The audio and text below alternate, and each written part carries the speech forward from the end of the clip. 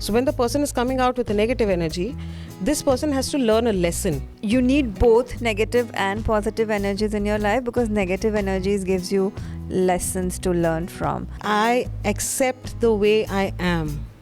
I am a child of the universe. I love myself. Hi friends, this is Nitu. Today I am going to interact with renowned spiritual healer Suman on this special show on healing. Yeah, hi Suman. So tell us, what is healing? So when a baby is born, it is completely devoid of any kind of negative emotions.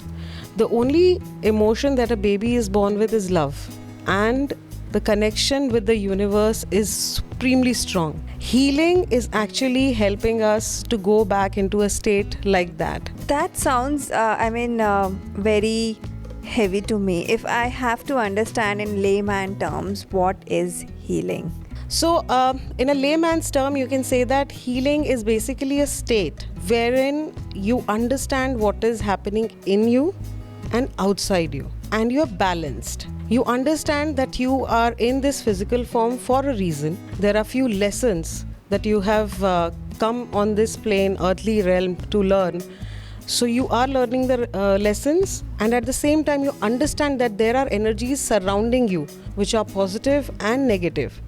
But you do not allow the negative energies to affect you, and you remain in a state of positivity. At the same time, you are also connected with the universal energy, wherein you get the information in terms of guidance from, and guidance can come in many ways. It can come through meditation, it could come through signages, through angel numbers, through inspirations. You go through social media and sometimes you will see that a message pops up which is actually very relevant to the situation or the kind of issue that you're facing, and you suddenly get a guidance. You get guidance in your dreams.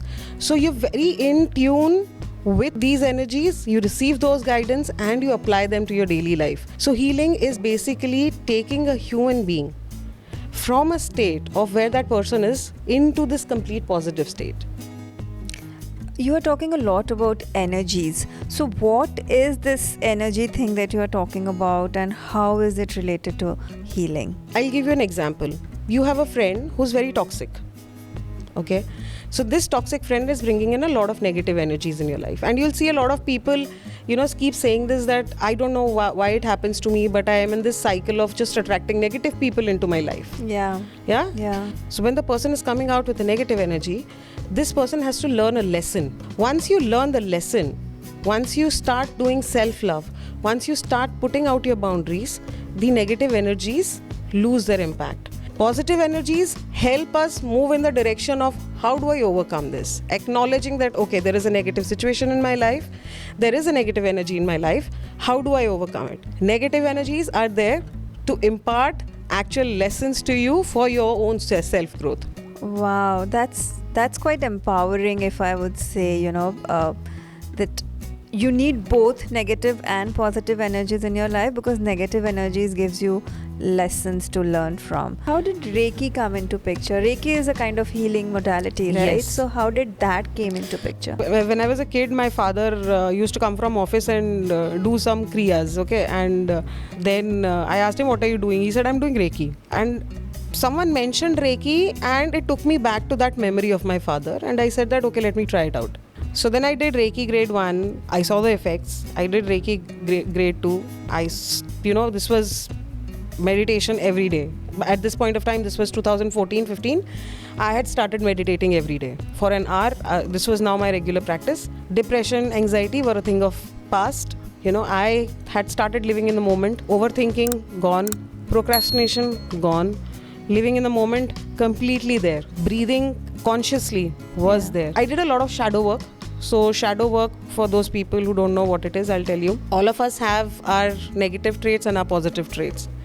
Shadow work is basically going face to face, having a conversation like this with your negative traits. So say for example, if you have jealousy, imagine yourself in the jealous being. Why are you there? And try and understand the emotions.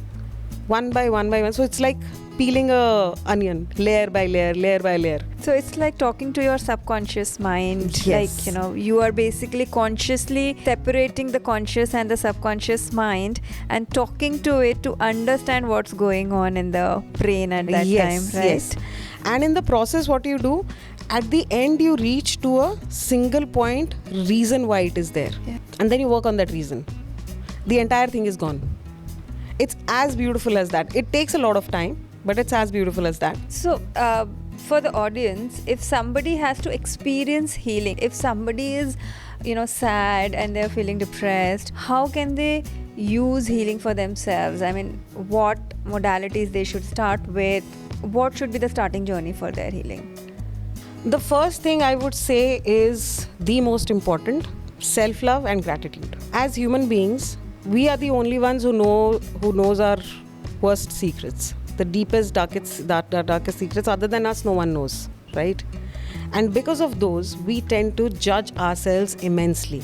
The criticism that we face from the outer world is negligible compared to the criticism that we have for our own selves. That has to stop. You have to tell yourself that I accept the way I am. I am a child of the universe. I love myself. You just don't have to say it, you have to feel it. I understand that, so these are called as affirmations, but I also understand that initially when you start saying these things, this will not make sense. वो अंदर तक नहीं जाएगा. But there's also a term called as fake it till you make it. It Or works the self-talk.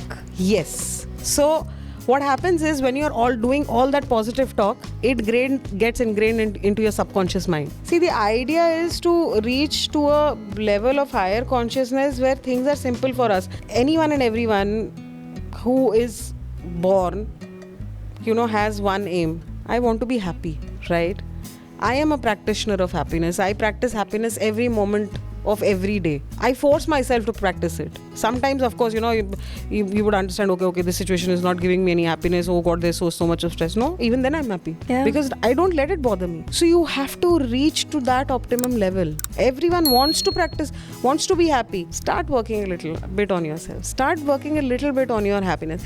Each day, give yourself one little goal of 15 minutes. What is it that you love to do? And do that. Yeah. Share that love with you. Even before you share that love with anyone else, share that love with you. That's very, very important. So this has been very insightful, Suman. Thank you so much for coming today and sharing these insights, sharing these stories. One last word for the audience, one life lesson that you want to share with them today. As I said, self-love, gratitude, spread love, never discount yourself, never do bad things towards people. Be as kind as you can. There's a saying that if there's a choice between being right and being kind, please always choose kindness. Yeah.